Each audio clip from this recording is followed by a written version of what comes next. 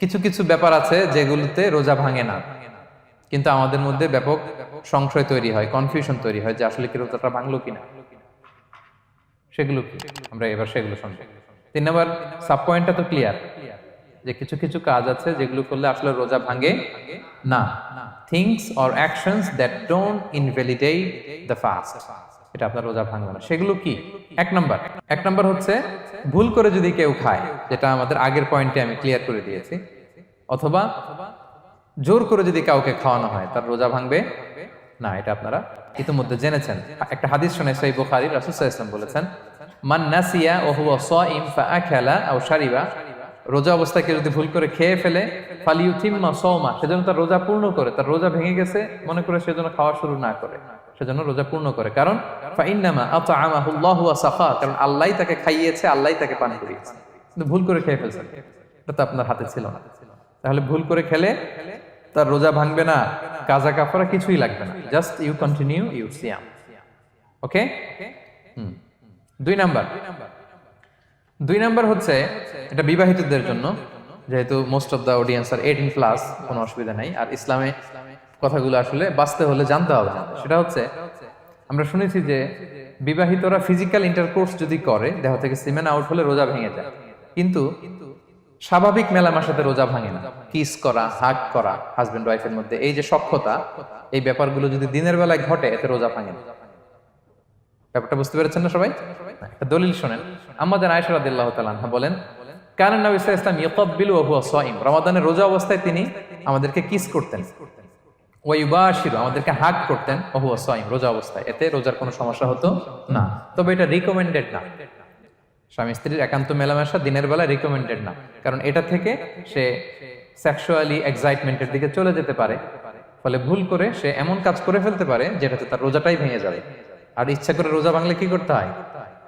কাজাও কাফারাও, খবর আছে না? সেজন্য এটা খেয়াল রাখতে হবে।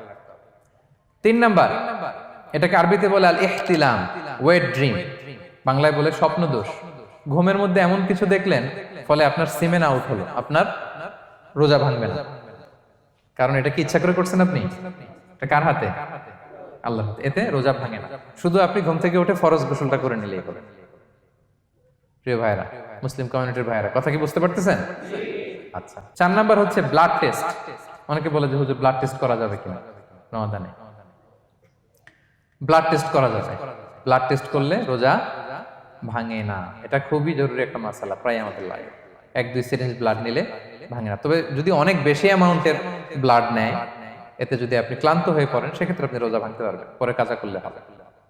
5 নাম্বার হচ্ছে অনিচ্ছাকৃত বমি। এটা আমি আগেও ক্লিয়ার করেছি যে ইচ্ছাকৃত বমি করলে রোজা ভাঙে, কিন্তু অনিচ্ছাকৃত যদি বমি চলে আসছে, ভমিটিং হচ্ছে, আমার রোজা ভাঙবে না। 6 নম্বরে নোজ ব্লিডিং, নাক দিয়ে অনেকে রক্ত পড়ে না, নাক দিয়ে রক্ত ঝরলে মানুষের রোজা ভাঙে, আনলেস যদি অনেক বেশি অ্যামাউন্টের হয়, আপনি ক্লান্ত হয়ে পড়েন, তখন তো আপনি রোজা ভাঙতে পারবেন। 7 নাম্বার, রোজা রেখে দাঁত ফেলতে পারবো কিনা? জি, রোজা রেখে আপনি আপনার দাঁতকে রিমুভ করতে পারবেন, খুব বেশি যাতে রক্ত বের না হয় সেটা আপনি খেয়াল রাখবেন। দাঁত ফেললে যে রক্ত বেরোয়, এতে রোজা ভাঙে না। 8 নম্বর পয়েন্টটা খুবই গুরুত্বপূর্ণ, এটা খেয়াল করে শুনতে হবে। কান দুইটা খরগোশের কানের মতো খাড়া করে শুনেন, খুব মনোযোগ দিয়ে। 8 নম্বরটা হচ্ছে ইনজেকশন। রোজা রেখে ইনজেকশন দেয়া যাবে কিনা? কিছু কিছু ইনজেকশন দেয়া যাবে, কিছু কিছু দেয়া যাবে না। কোনগুলো দেয়া যাবে না?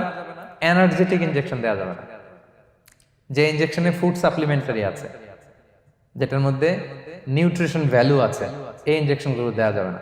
এমনও ইনজেকশন আছে যেটা দিলে 7 দিন আপনার আর খাওয়া লাগবে না, একেবারে তরতাজা। এরকম ইনজেকশন দেওয়া যাবে? তো আপনি সিস্টেম করে খাইলেন কেমন যেন, তাই না? আপনি অন্য ওয়েতে দেহে এনার্জি ইনপুট করলেন, এটা করলে রোজা ভেঙে যাবে। তাহলে food supplementary injection, nutrition value আছে এরকম injection, energetic injection, energy boost up করে এরকম ইনজেকশন দিলে রোজা ভেঙে যায়, এগুলো দেওয়া যাবে না। কিন্তু পেইন কিলার যে ইনজেকশন গুলো আছে, এটা দিতে পারবেন। পেইন কিলার ইনজেকশন দিতে পারবেন, অ্যান্টিবায়োটিক ইনজেকশন দিতে পারবেন, অ্যানেস্থেটিক ইনজেকশন দিতে পারবেন, এই জাতীয় মেডিকেশন ইনজেকশন গুলো দিতে পারবেন। কোভিডের যে ইনজেকশন, এগুলো আপনি দিতে পারবেন। এগুলোতে রোজা ভাঙে না, কারণ এগুলোতে আপনার স্টোমাকে কিছু পৌঁছেও না, আপনাকে শক্তিবর্ধক কিছু দেহে প্রবেশও করাচ্ছে না, আপনার এনার্জিও বাড়ে না। আপনার এনার্জি বাড়ে না, আপনার নিউট্রিশন ভ্যালু অ্যাড হয় না, আপনার স্টোমাকে কিছু পৌঁছে না, এই জাতীয় সব ইনজেকশন দেওয়া যায়। ইনজেকশন পয়েন্টটা ক্লিয়ার? 9 নম্বরে কিছু কমন ব্যাপার আছে। এই কমন জিনিসগুলো আমাদের মনের মধ্যে প্রায় প্রশ্ন জাগে যে এগুলো করা যাবে কি যাবে না, এগুলো ক্লিয়ার করি। এর মধ্যে 1 নম্বর হচ্ছে টুথপেস্ট। রোজা রেখে টুথপেস্ট দিয়ে ব্রাশ করা যাবে কিনা? হ্যাঁ হ্যাঁ যাবে।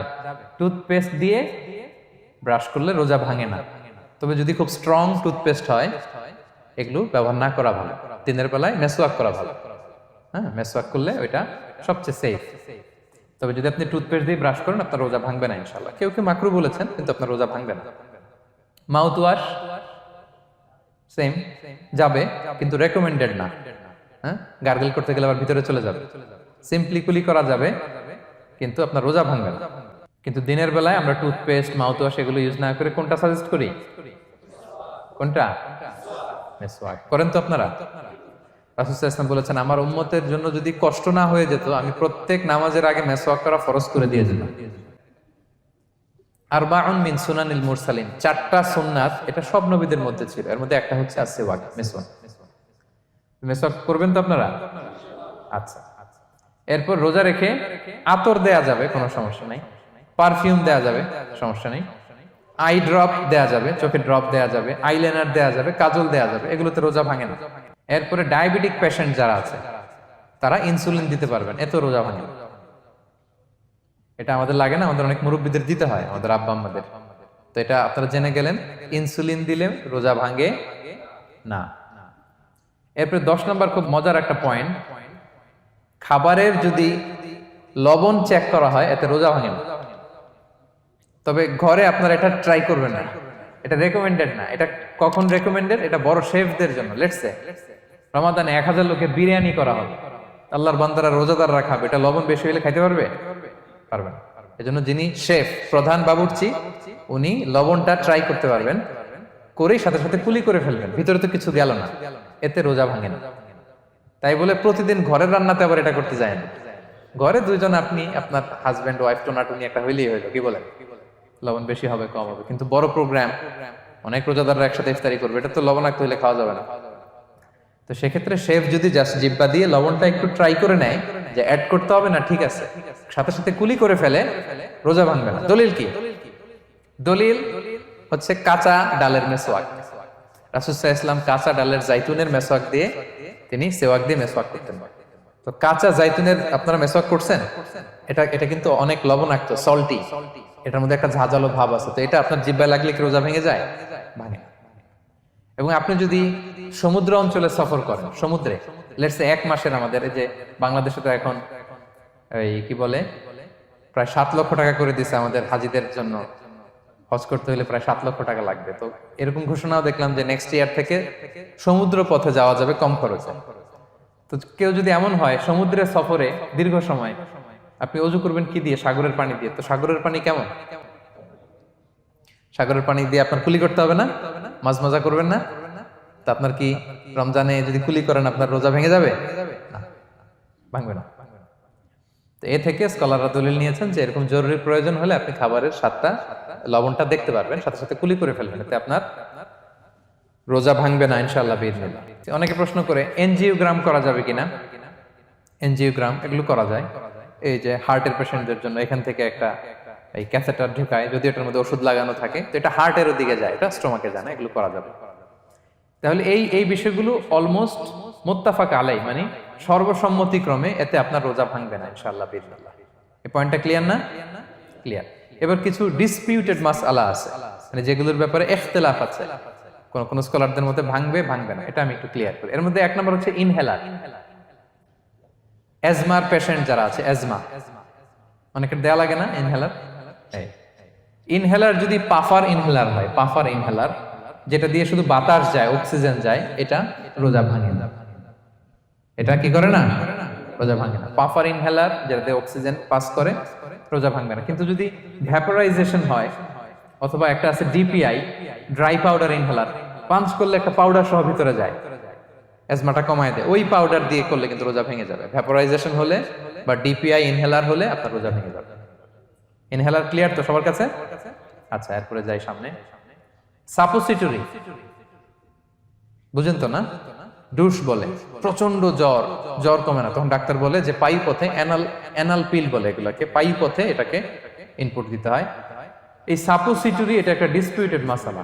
হানাফি স্কুল অফ থটে রোজা ভেঙে যায়। আমরা যেহেতু বেশিরভাগ হানাফি স্কুল ফলো করি, হানাফি মাযহাব, তো আমরা এটাই সাজেস্ট করি সাপোসিটরি না দেওয়া। তবে অন্যান্য স্কলারদের মতে রোজা ভাঙবে না, বিশেষ করে ইবনে তাইমিয়া আলাইহি রাহমার মতে রোজা ভাঙবে না।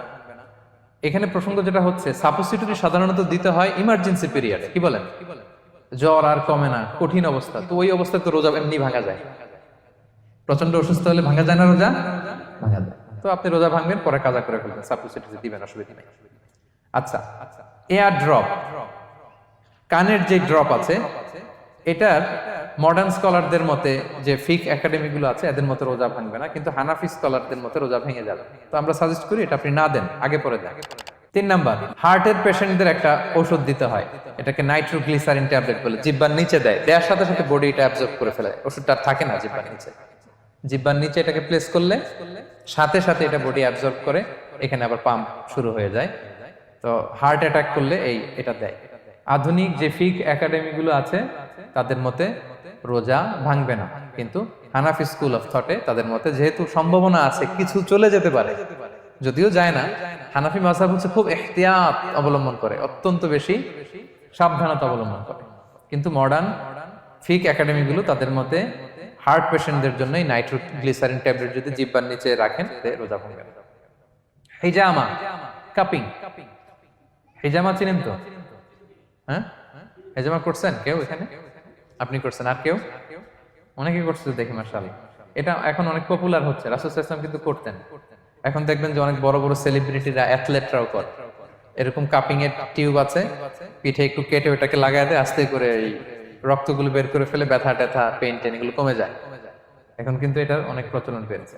হানাফি স্কুল অফ থটে হিজামাতে রোজা ভাঙে না, অন্যান্য স্কুল অফ থটে ভাঙে। তো হিজামা তো ইমার্জেন্সি কিছু না, আমার দিনের বেলায় কেন রমজান মাসে হিজামা করা লাগবে, আমি ইফতারের পরে হিজামা করলাম।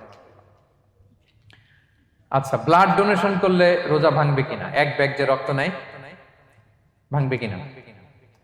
হাম্বালি মাযহাব অনুযায়ী ভেঙে যায়, হানাফি মাযহাব অনুযায়ী ভাঙে না। আমরা হানাফি স্কুল ফলো করি, সো আপনি ব্লাড ডোনেট করতে পারবেন, ভাঙবে না। তবে অনেক ব্লাড ডোনেট করার কারণে যদি আপনি অসুস্থ হয়ে যান, দুর্বল, ওই অসুস্থতার কারণে আপনি ভাঙতে পারবেন। তবে এটা রেকমেন্ডেড, যদি ব্লাডের কারণে মুমূর্ষু রোগীর জীবন যায় অবস্থা, তখন অবশ্যই আপনি ব্লাড ডোনেশন করবেন, যাতে করে একজন মুমূর্ষু রোগী জীবন ফিরে পায়।